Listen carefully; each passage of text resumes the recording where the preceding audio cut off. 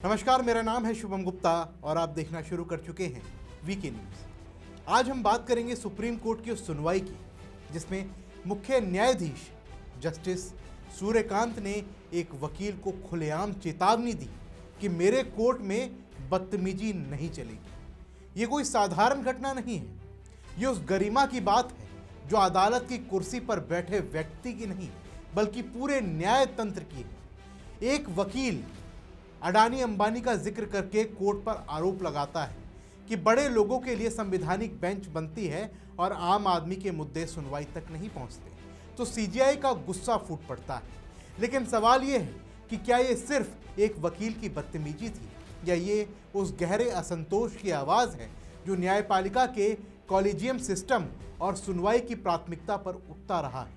आइए इस घटना को समझते हैं, क्योंकि ये सिर्फ एक फटकार की खबर नहीं है बल्कि ये कोर्ट में अनुशासन, वकीलों की जिम्मेदारी और न्याय की निष्पक्षता पर सवाल है।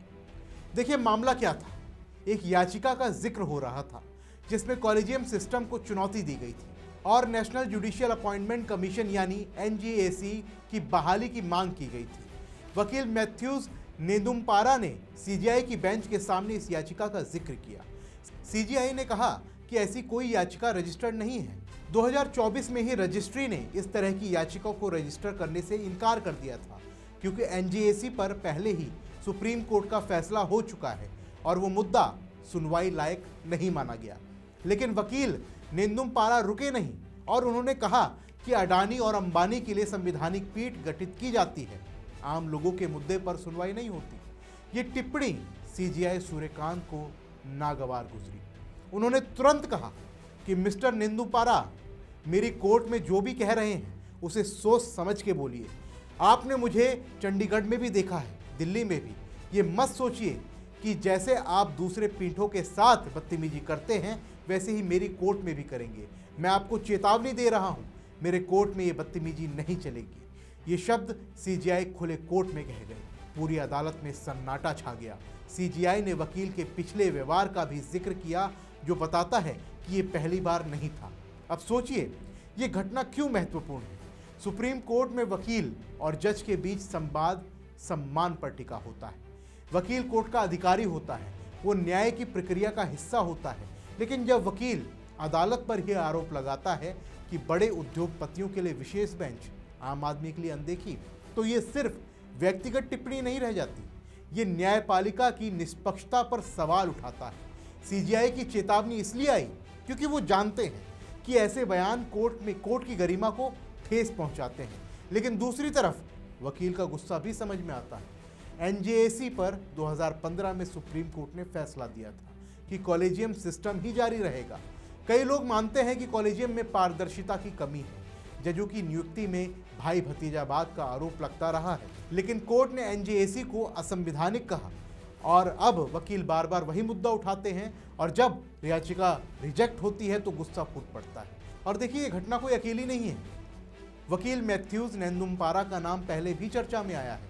2024 में तत्कालीन सीजीआई संजीव खन्ना ने उन्हें फटकार लगाई थी और कहा था कि कोर्ट में राजनीतिक भाषण मत दीजिए। इससे पहले भी उनकी याचिकाएं रिजेक्ट हुई हैं। सीजीआई सूर्यकांत ने कहा कि आप दूसरी पीठों के साथ भी ऐसा करते हैं, मतलब ये एक पैटर्न है। लेकिन सवाल उठता है कि क्या वकील को इतनी छूट मिलनी चाहिए कि वो कोर्ट पर ही आरोप लगाए, या सीजीआई की चेतावनी जरूरी थी। कोर्ट में अनुशासन बनाए रखना जज की जिम्मेदारी है।